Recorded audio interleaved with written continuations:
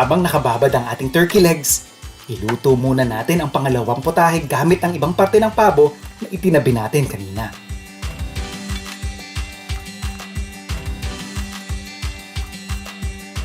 Maghihiwa lang tayo ng kamatis at bell peppers. So yan, ready na yung base ng ating sauce, yung ating diced tomatoes and bell pepper. Ngayon, halo-halo lang natin ng konti yung ating mga parte ng turkey para lang wag masunog yung ilalim. Ayan, papansin niyo naglabas na ng sariling sabaw.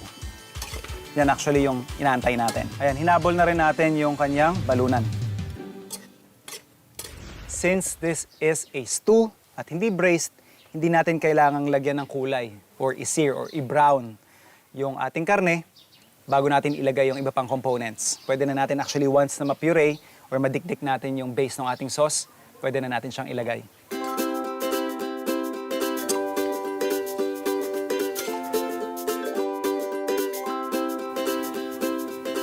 Lagyan lang natin siya ng konting salt and pepper. Then, pinash it up.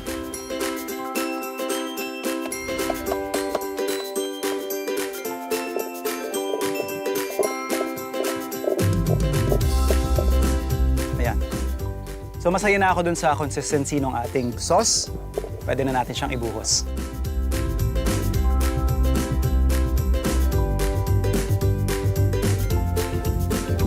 Sa 20 kilos to.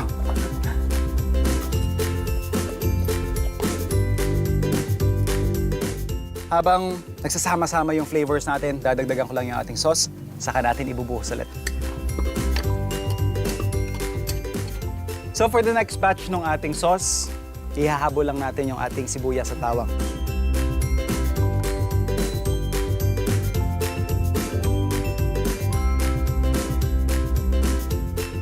Una nating didikdikin ang bawang at sibuyas.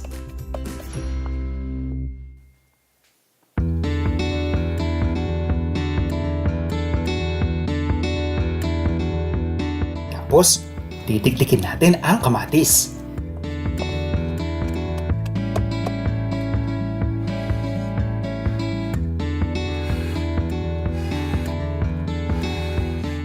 Saka natin ito ihahalo sa pinakukuluan nating stew.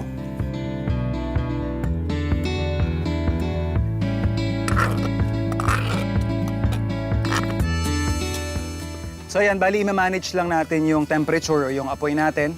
Gusto ko itong lutuin over medium-low or actually kahit low. Saka natin babalikan kapag malambot na. Konting adjust na lang ng seasoning, baka pwede na tayo mag-serve.